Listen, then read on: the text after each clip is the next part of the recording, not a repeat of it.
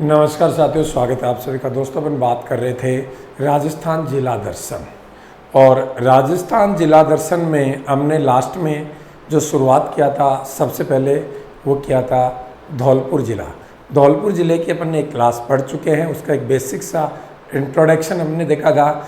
आज उसी कड़ी को आगे बढ़ाते हैं और धौलपुर ज़िले की कुछ भौगोलिक और ऐतिहासिक पृष्ठभूमि के बारे में अपन बात करेंगे। तो देखिए दोस्तों, सुनो, एक एक बात को समझते चलो आराम से। आपके सामने ये अपना खूबसूरत सा कौन है बच्चों? ये है अपना राजस्थान। और देखो, लास्ट क्लास में आपने देखा था कि भैया धौलपुर ज़िला है वो राजस्थान के पूर्व में स्थित है। ये सबसे पूर्व में स्थित ये अंतिम ज़िला कौन सा ज़िला है?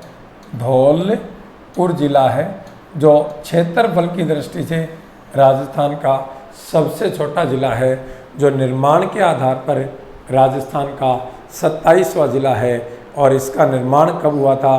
15 अप्रैल 1982 को श्री शिवचरण माथुर के शासनकाल में। क्लियर है? अब सुनो, यहाँ पे एक तुलनात्मक अध्ययन जरूर देखते हैं अपन। सुनना, धौलपुर ज़िला आपने इसके बारे में देखा था कि ये क्षेत्रफल की दृष्टि से सबसे छोटा जिला है। सबसे छोटा जिला है, ठीक है। और इसका जो क्षेत्रफल है वो 30-33 वर्ग किलोमीटर। मैंने आपको बताया था कि कहीं कहीं आपको ये 34 भी मिल सकता है, ठीक है। 30-33 या 30-34 वर्ग किलोमीटर। अच्छा, एक तुलना करते हैं अपन यहाँ पे। देखो, जस्ट इसके अपोजिट में ये राजस्थान का एक और ज़िला है, और ये कौन सा ज़िला है? जैसलमेर। छोटे और बड़े ज़िलों की तुलना करते हैं। जैसलमेर के बारे में आप जानते हैं कि यह क्षेत्रफल की दृष्टि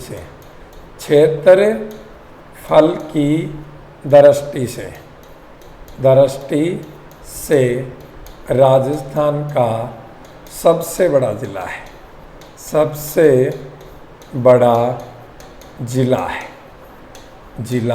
तो क्षेत्रफल की दृष्टि से राजस्थान का सबसे बड़ा ज़िला कौन है? जैसलमेर है, मेरे हिसाब से आपसे विद्यार्थी जानते हैं। अच्छा, इस जैसलमेर का आपसे क्या पूछे? क्षेत्रफल पूछे, तो इसका क्षेत्रफल कितना है? आप क्या कहोगे? 38,401 वर्ग किलोमीटर। 38,401 वर्ग किलोमीटर क्षेत्रफल पर फैला हुआ है ये, ठीक है। अब सुनना, यहाँ पे एक और महत्वपूर्ण बात अपन करते हैं, एक एक बात को समझना।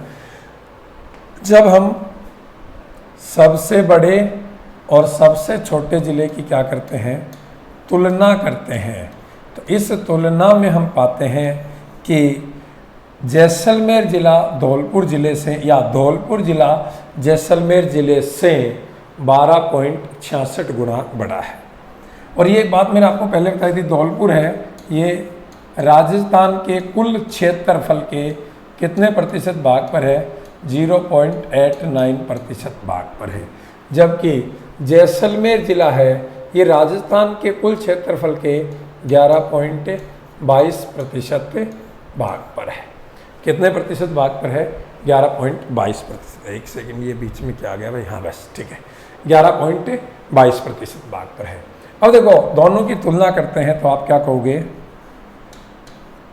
धौलपुर जिला जैसलमेर से 12.66 गुना छोटा है। या इसके विपरीत बोले तो ऐसे बोल सकते हैं कि जैसलमेर ज़िला धौलपुर ज़िले से 12.66 गुना बड़ा है। तो ये बात इस तरीके से भी आपसे पूछी जा सकती है। अब देखो, इस धौलपुर के बारे में एक और बात याद रखना। ये जो धौलपुर है ना, ये किस किस के साथ अंतर्राज्यीय सीमा बनाता है? तो आप क्या कहोगे? उत्तर प्रदेश के साथ। और ये किसके साथ सीमा बनाता है? मध्य प्रदेश के साथ। उत्तर प्रदेश और मध्य प्रदेश के साथ, 2 राज्यों के साथ ये सीमा बनाता है। और अपने राजस्थान के कितने जिलों से सीमा बनाता है ये ध्यान रखना।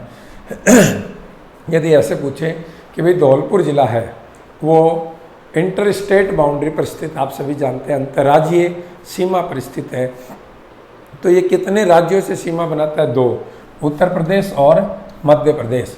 जस्ट इसके अपोजिट देखेंगे, ये धौलपुर जिला ना, इधर देखोगे तो ये भरतपुर के साथ सीमा बनाता है, इधर देखोगे तो आप ये करौली के साथ सीमा बनाता है। तो ये भरतपुर और करौली जिलों के साथ सीमा बनाता है। तो 2 ही भारत के राजस्थान के राज्यों के साथ, जिलों के साथ सीमा बनाता है और 2 ही ये भारत के राज्यों के साथ सीमा बनाता है। ये आपका बड़ा ही खूबसूरत सा धौलपुर जिला है। अब देखो एक और बात ध्यान रखना, इस धौलपुर जिले की जो दक्षिणी सीमा ना, इस दक्षिणी सीमा का जो निर्धारण है वो कौन सी नदी करती है? तो आप क्या कहोगे? चंबल नदी करती है। कौन सी नदी करती है? चंबल नदी है, वो इसकी इस दक्षिणी सीमा का निर्धारण करती है। और इस राज्य में बहने वाली 2 प्रमुख नदियों की बात की जाती है। इस राज्य की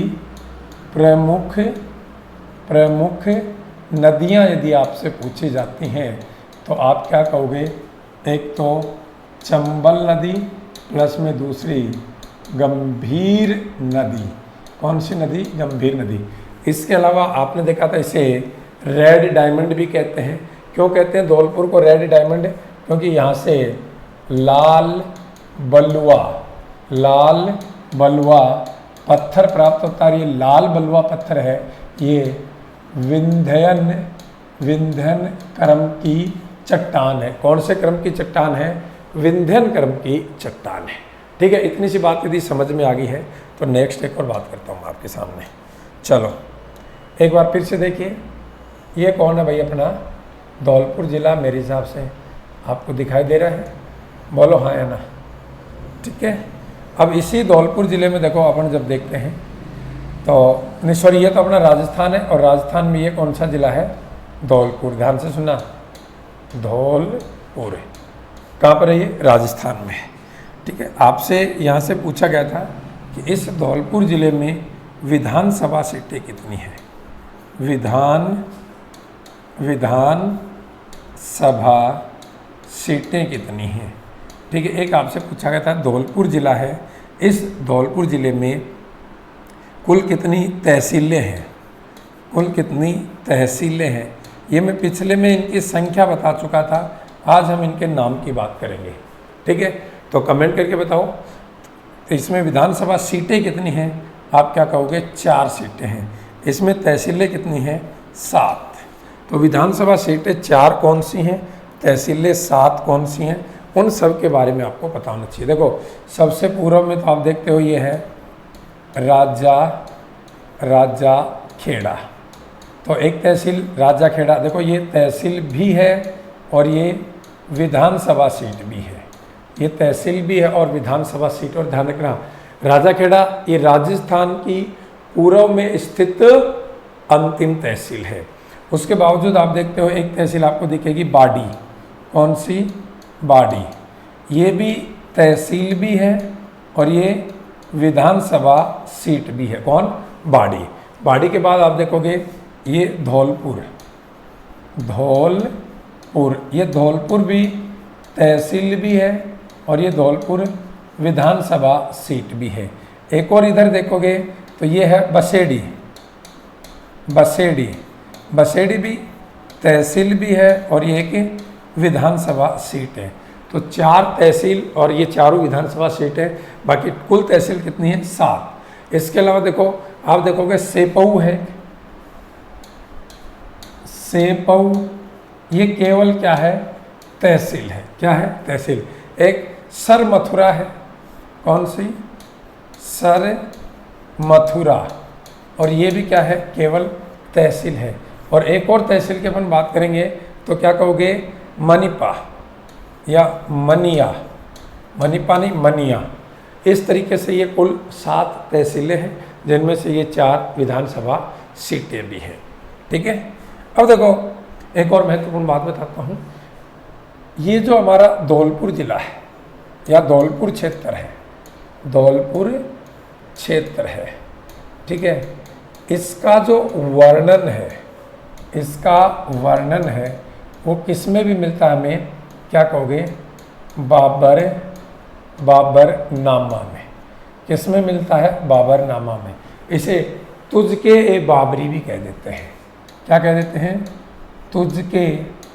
तुझके ए बाबरी भी कह देते हैं।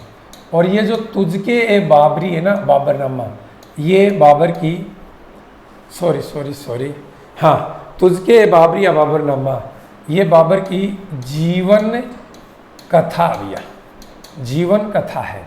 और ध्यान से सुनना, देखो मुगलों में अपनी खुद की जीवन कथा लिखने वाले दो ही शासक हुए हैं, एक तो बाबर है और दूसरा जहांगीर है। दूसरा जहांगीर है, एक बाबर है और दूसरा जहांगीर है। इसने भी अपनी जीवनी खुद लिखी थी, बाबर ने भी अपनी जीवनी खुद लिखी है, ठीक है। और ये बाबरनामा, इसके रचयिता कौन थे, तो क्या कहोगे, रचयिता बाबर है, बाबर। और ये बाबरनामा कौन सी भाषा में लिखी गई, लैंग्वेज पूछे, भाषा पूछे इसकी, ये कौन सी भाषा में लिखी गई, तो चंगताई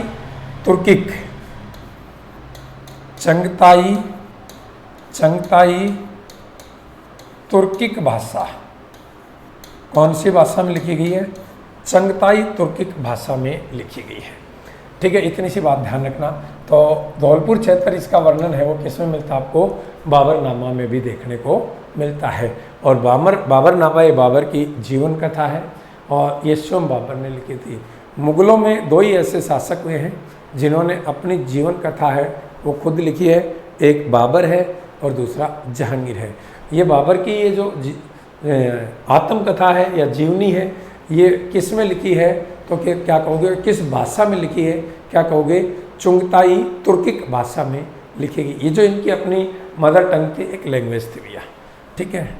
अब देखो, जो उदयपुर है, उदयपुर शहर है, ये कितने डिग्री अक्षांश और कितने डिग्री देशांतर पर स्थित है, ठीक है। इस तरीके से ये आपकी जाती है अक्षांश रेखा। ये आपका भरतपुर है, नहीं सॉरी धौलपुर है, और ये अक्षांश रेखा धौलपुर में कितने, तो क्या कहोगे, 26 डिग्री 7 मिनट नॉर्थ। इस अक्षांश रेखा पर कौन स्थित है, भरतपुर है। भरतपुर है वो किस देशांतर रेखा पर स्थित है, देशांतर रेखा। इस तरीके से ये देशांतर रेखा, ये कितने डिग्री एंगल पर है, तो क्या कहोगे, 77.9 डिग्री ईस्ट, यानी कि पूर्वी देशांतर रेखा। ये भरतपुर शहर है, ये इन अक्षांशों पर बसा हुआ है, तो अक्षांश और इस देशांतर पर बसा हुआ है, ठीक है। इसकी लेटीट्यूड और लॉन्गिट्यूड्स यदि लोकेशन जाने तो कुछ इस तरीके से याद रखना। इसकी अक्षांश स्थिति है वो है 26.7, इसकी जो देशांतरी स्थिति है वो 77.9, ठीक है। अब देखो, इसकी अपन बात करते हैं ऐतिहासिक पृष्ठभूमि। तो एडिंग बनाओ, धौलपुर की ऐतिहासिक पृष्ठभूमि, धौलपुर की ऐतिहासिक पृष्ठभूमि। तो देखो, इसमें कुछ बातें तो मैं आपको बता चुका हूँ कि ये धौलपुर जो क्षेत्र है, इसकी स्थापना 700 ईस्वी के आसपास हुई थी और ढोलन देव तोमर ने इसकी स्थापना की थी। ढोलन देव तोमर ने इसकी स्थापना की थी। और आज़ादी के समय में, आपको दोबारा रिपीट कर रहा हूँ, देखो, आज़ादी के समय ये कौन सी रियासत थी, जाट रियासत थी। और आज़ादी के समय या भारत विलय पत्र पर या देसी रियासत विलय पत्र पर हस्ताक्षर करने वाली ये अंतिम रियासत थी राजपूताना की। और इसने 14 अगस्त 1947 को विलय पत्र पर हस्ताक्षर किए थे। ये छोटी छोटी बातें मैं आपको पिछली क्लास में बता चुका हूँ। अब देखो, सुनो, आपसे पूछे धौलपुर प्रजामंडल की स्थापना कब हुई थी? ये प्रजामंडल क्या होते थे? देखो भैया, जब ठिकानेदार, राजा और सामंत लोग हुआ करते थे ना, ये सामान्यतः आम जनता का बड़े स्तर पर शोषण करते थे। तो जनता इनसे बड़ी परेशान हो चुकी थी। तो जनता ने इनके विरुद्ध आवाज़ उठाने के लिए, और कुछ ऐसे जागृत लोग समाज में हो गए थे जो जनता को जागरूक करने का कार्य कर रहे थे और शोषण के विरुद्ध आवाज़ उठाने के लिए उनको प्रेरित कर रहे थे। और इसके लिए उन्होंने प्रजामंडलों की स्थापना की, जिसमें आम जनता को जोड़कर और उनको राजाओं, ठिकानेदार और सामंतों द्वारा किए जाने वाले शोषण के विरुद्ध आवाज़ उठाने के लिए उनको प्रेरित कर रहे थे। तो देखो, धौलपुर प्रजामंडल की स्थापना, धौलपुर प्रजामंडल की स्थापना, तो जो धौलपुर प्रजामंडल की स्थापना हुई थी 1936 ईस्वी में। कब हुई थी? 1936 ईस्वी में धौलपुर प्रजामंडल की स्थापना हुई थी और इसके संस्थापक थे पंडित कृष्णदत्त पालीवाल और मूलचंद। इसके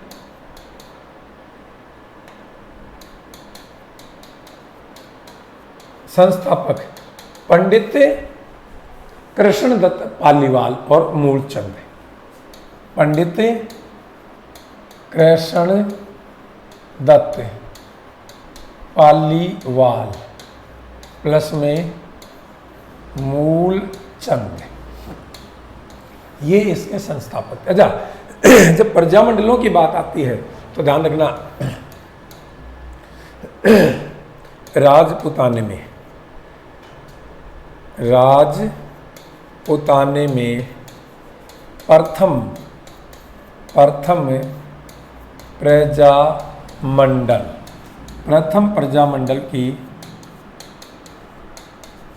प्रथम प्रजामंडल की स्थापना क्या पूछे? कब हुई? तो क्या कहोगे? 1931 में हुई। कहाँ पर? जयपुर प्रजामंडल की स्थापना हुई थी। तो यदि राजपुताने में प्रजामंडल को लेकर आपसे बात करें तो अपने राजपुताना का प्रथम प्रजामंडल है वो जयपुर प्रजामंडल स्थापित हुआ, और इसकी स्थापना कब हुई थी?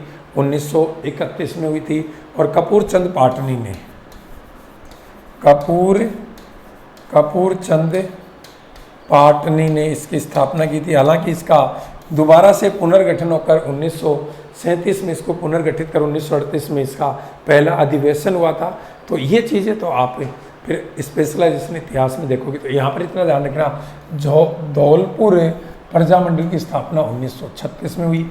इसके संस्थापक पंडित कृष्णदत्त पालीवाल और मूलचंद। राजपुताने का प्रथम प्रजामंडल था वो जयपुर प्रजामंडल, जिसकी स्थापना 1931 में, और इसके संस्थापक कपूर चंद पाटनी थे। Is clear? इतनी सी बात। अरे यार, ये बीच बीच में पता नहीं, मैं देखता हूँ। हाँ, 1 मिनट, चलो अब ठीक है। इतनी सी बात क्लियर है। तो देखो, अपने नागरी प्रचारणी सभा की बात करते हैं। नागरी, 1 मिनट, नागरी प्रचारणी सभा। ये नागरी प्रचारणी सभा थी। ये क्या थी? ये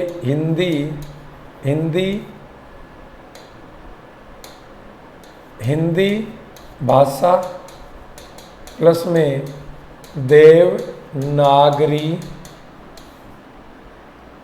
लिपि, इनका बढ़ावा देने के लिए, इनको एक तरह से संगठित रख, इनको बढ़ावा देने के लिए, और हिंदी भाषा का जो साहित्य रूप है उनको बढ़ावा देने के लिए एक नागरी प्रचारणी सभा की स्थापना हुई थी। नागरी प्रचारणी सभा की स्थापना तो दोस्तों 1893 में, और कहाँ हुई थी?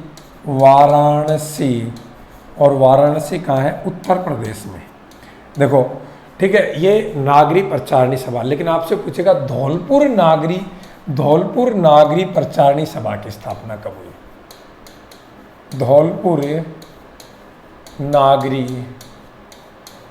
प्रचारणी सभा सभा, इसकी स्थापना कब हुई थी? तो क्या कहोगे 1934 में इसकी स्थापना हुई थी। तो नागरी प्रचारणी सभा, इसकी स्थापना कब हुई थी? क्या कहोगे 1934 में इसकी स्थापना हुई थी। और इसके संस्थापक थे वो कौन थे? तो क्या कहोगे आप?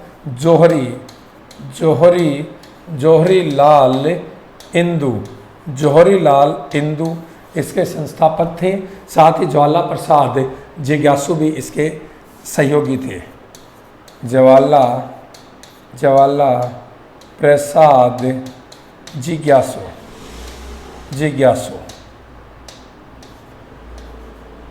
जिज्ञासु, ठीक है, ये इसके सहयोगी थे भैया।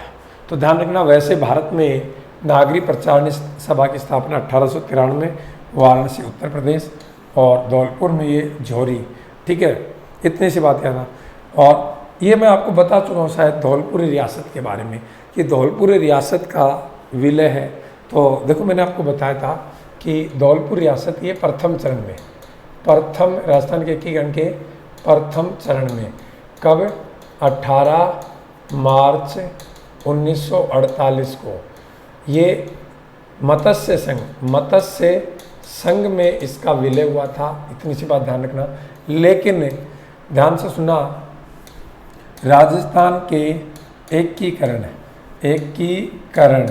इसका जो पांचवा चरण था, पांचवा चरण था, इस पांचवें चरण में मत्स्य संघ का विलय है वो वृत्त राजस्थान में हो गया था। और ये पांचवा चरण है, ये 15 मई 1949 को बना था। 15 मई 1949 को पांचवें चरण में इस मत्स्य संघ, और आप जानते हैं मत्स्य संघ में 4 रियासतें थी, अलवर, भरतपुर, धौलपुर, करौली। इनको मत्स्य संघ का विलय किस में हो गया था? वृत्त राजस्थान में हो गया था। और फिर वो जो पांचवा चरण बना था वो बना था संयुक्त वृत्त राजस्थान। देखो यहाँ पर एक आवाज़ उठी थी कि भरतपुर प्लस धौलपुर इन रियासतों की या इस क्षेत्र की कल्चर और यहाँ की जो प्रशासनिक कल्चर या एक तरह से लोगों का व्यवहार था वो उत्तर प्रदेश के लोगों से ज़्यादा मिलता जुलता था। तो मांग उठ रही थी भैया धौलपुर और भरतपुर को उत्तर प्रदेश में मिला दिया जाए। इस चीज़ को या इस समस्या के समाधान हेतु एक समिति का गठन किया गया, शंकर राव देव समिति। ध्यान से सुनना, शंकर राव देव समिति। और इसी शंकर राव देव समिति की सिफारिश पर मत्स्य संघ का विलय वृत्त राजस्थान में किया गया 15 मई 1949 को। और जो नया संघ बना उसको नाम दिया संयुक्त वृत्त राजस्थान। और इस तरह से ये अपने राजस्थान में विलय हो गई थी। ठीक है, तो इतनी सी बात आज कर ली। इसका नेक्स्ट पार्ट देखते हैं अपन कल। तब तक के लिए नमस्कार, जय हिंद, जय भारत।